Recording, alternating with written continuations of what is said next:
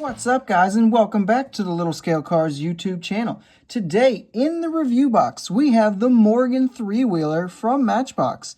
Now, Hot Wheels gave us the Morgan Super 3 earlier on in the year, and while the two cars are extremely similar, they do have some differences. So, does the Matchbox one provide enough differences to warrant picking it up? Let's take a closer look and find out. So, getting things started with our casting here. Proportionally speaking, it looks good, it looks solid, and it's about what I would expect to see out of a Morgan 3-wheeler. Go ahead and kind of pop the real-life car in the corner there so you can get as good of a comparison shot as I can realistically give you here. And yeah, I would say it's pretty solid on the whole. So let's go ahead and break the casting down here. So everything you're going to see painted in this nice British racing green, that is going to be your metal die-cast section. Plot twist, you also get a die-cast metal section over here on the base for this one, which is not super common, especially from Matchbox here. Very, very cool. Big fan of that. Gives it some nice weight despite being as small as it is. So we do have some plastic parts, though. The interior, obviously going to be plastic. And then this exhaust pipes going down both sides, connected to this kind of engine section and the headlights. This is also going to be plastic. But this bottom section here where the license plate area is, and then the bottom section of that is all going to be die cast and part of that base. So overall, it is quite nice. The body lines are all replicated as well as they really can be. There are little cutouts inside this for the roll hoops to give it that extra bit of look, which I think really adds quite a bit instead of just being blobs there. And then also, you do get mirrors casted into this casting. So they are kind of small and blocky, but they are there, and that is always a plus in my world. For the paint and deco, so all we really get paint-wise is just this nice British racing green. Very clean, very good looking, and everything that I really want from a Morgan 3. We do have some silver paint going across this strip right here in the front, and we'll kind of touch up a little bit more on that in the details section. But as a whole, we are just very simple, very clean, and I think this was a good choice for the first edition of the model. Moving into the details category, so starting up front.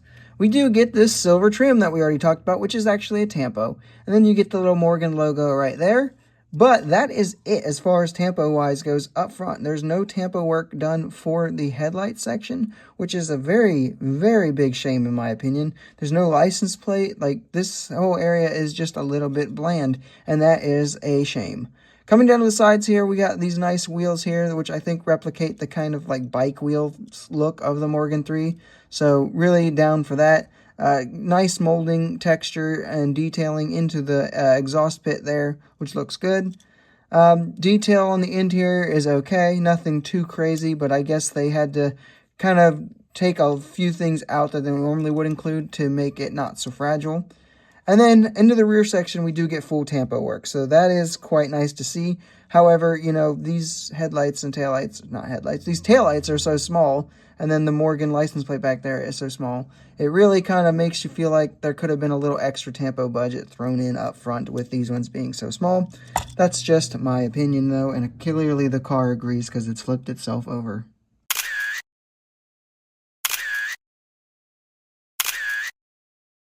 Moving into our roll test, this being a Matchbox Basic, of course it's going to roll, and it's going to roll pretty nicely. Putting it on the scale, it comes out to be 28.23 grams, so a little bit lighter than the typical Hot Wheels mainliner, but for as small as a car as it is, it's pretty close, and that metal base helps out a lot there. Pros and cons, moving into our pros.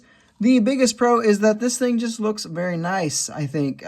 No kind of craziness going on, just plain simple and to the point. You get what you expect and get what you want, and I think that is a good thing. Leaning into that a little bit more is going to be our second pro, and that's going to be the clean deco. Just the nice, simple British racing green. Nothing crazy, no racing liveries, no wildness, no orange and blue combinations. Just, you know, not to point fingers or anything, but just nice and clean. For the cons, though, you already know it's coming because I've already talked about it. It is the lack of headlight tampos. So, while it is not the end of the world, it is definitely disappointing. And especially with the tampo budget on this one having been so small as it is, yeah, I just think it could have been just that little extra push to push this one over the top and make it truly perfect. Moving into some quick size comparisons here. Here we have it with some other Morgan models that you might own, with the Morgan +4 from Matchbox over there on your left, and the Hot Wheels Morgan Super 3 over here on the right.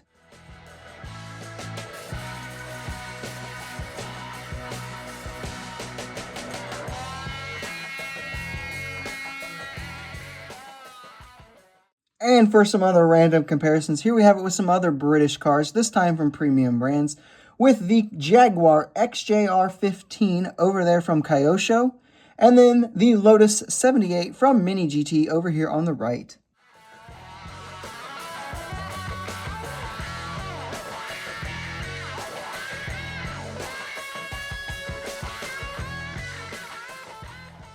So let's find an overall analysis here. Hype level, I think it was good. I think it lives up to what people were expecting it to, and I think a lot of people were very happy with it, especially those who were maybe not so happy with the Hot Wheels version. So good there. Value for your money coming in at about $1.30 after taxes or so. I still think it is pretty good despite those lack of tampos. Overall, it's about what you would expect out of a mainline Matchbox. Feedback from the community has been very solid. Most people are very happy with it and quite content, especially at the price points they get it for. So I would say the feedback has been very solid. Factoring all that in, would I recommend it? Let's break it down. Technically, this is a different car to what the Hot Wheels gave us. That was the Super 3. This is just the standard three-wheeler, which is why there's some differences in the castings here. I think this one gives us a little bit more details, and this one gives us a cleaner deco. So if you were going to choose between the two, I would lean more towards this one. Headlight tampos would have made this one absolutely perfect, and the fact that they're not here is a bummer, but I would still easily choose this one over the Hot Wheels if I only had the ability to pick one up.